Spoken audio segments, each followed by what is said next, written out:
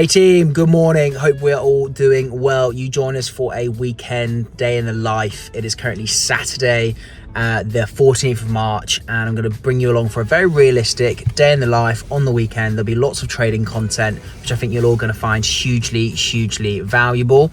So we'll bring you along. It's currently just about 7 a.m, just waiting for the gym to open so we can go and hit a upper body session. Pull is on the cards today. How you doing, y'all? My name's Mike. I'm fluent with the new shit. I'm doing it all night. I like what I do what I like. I could quit and get it back like I'm riding a bike. Like stop, bring it back.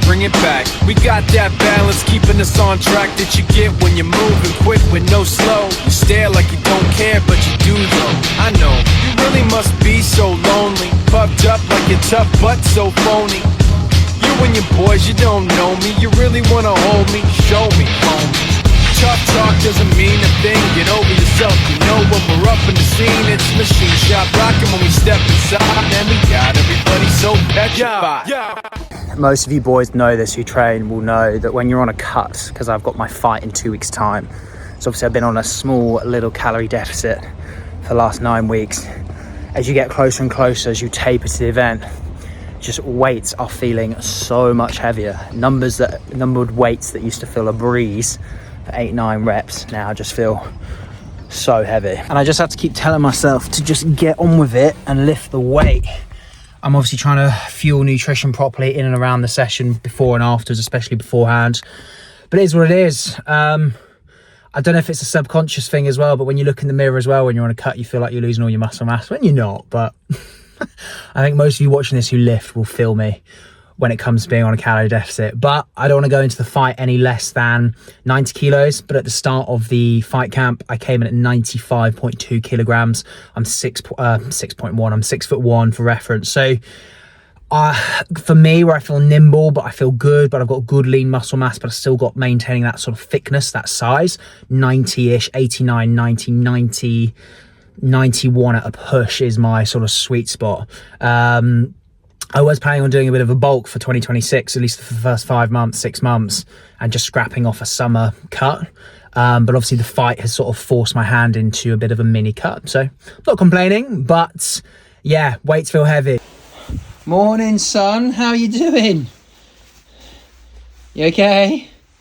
You okay? Good boy. Good boy.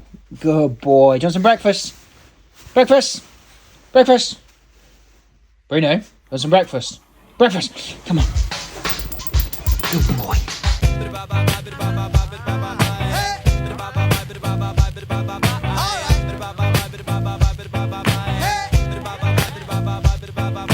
Yo, this is a headliner from Arrested Development, and right now you're in the midst of a celebration of life, death, and the struggles of our ancestors. Check it out. Let me hear you say,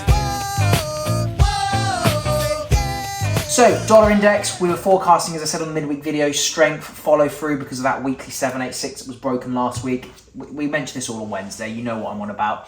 And obviously we've had the follow through now. We have cleared into sort of 150. We have completely disrespected the minus 27%, which is in a good sense. So it looks like the minus 618 at 10100 basically will be where we see things next. Flip, but with everything going on with Iran and the US at the moment, and with everything going on now where we might see a delayed rate cut, I imagine the dollar will still stay fairly bullish. And as you've all probably seen, what's been beautiful is that the weekly close now has turned completely bullish with that weekly close. So that is really nice. Everything's really confirmed now, whereas last week, obviously, the weekly RSP hadn't quite been broken. And I'm still driving this 306. I thought by now I'd upgrade, put it on my plastics. Yeah, that's right, I got more than one. Happy Mother's Day, fellas. Not that any of you will be technically eligible to be mothers as your blokes, but to your other halves, to your mothers, happy Mother's Day. Just on a family walk, come home for the afternoon. Got the dogs, gonna go out, get some coffee and have a chilled time. Push the reset button before a live backtesting call later with the community. And also I'm going to take along for some of my mentees' journals later as well, so you can see how the journal club works. and how I sort of every week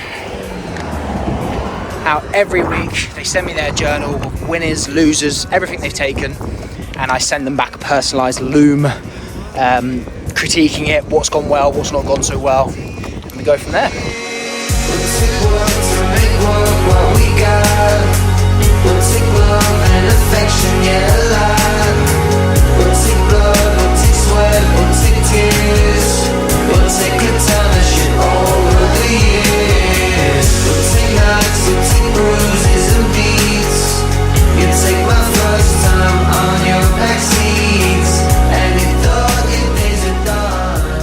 Look, NJ, we discussed, I knew the trade you were in. I think you did the right thing going to break even. Obviously, it's completely rolled over, so it's a really good break even, just for your peace of mind, just to reaffirm that it was the right decision.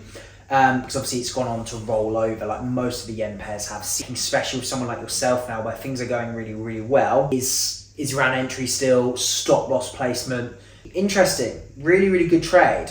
This was probably, by the looks of it, this looks like it was a bang on a 3% trade. Your March data still looks in the green. That's why I did think that earlier. GC, again, stop loss placement. Again, this didn't really go into drawdown after you entered, so it's a really good sign of a really good entry. I don't know if anybody else watching this has discovered how much dogs love sort of other animal treats, if that's the word of saying it. So we've got this dog shop near us that sells, you know, pig snouts, that sells rabbit feet, rabbit ears, buffalo stuff, tuna, basically lots of wildlife that they can eat. And he absolutely loves rabbit feet and rabbit ears, and it's a natural wormer as well. Let me show you. Absolutely loves it.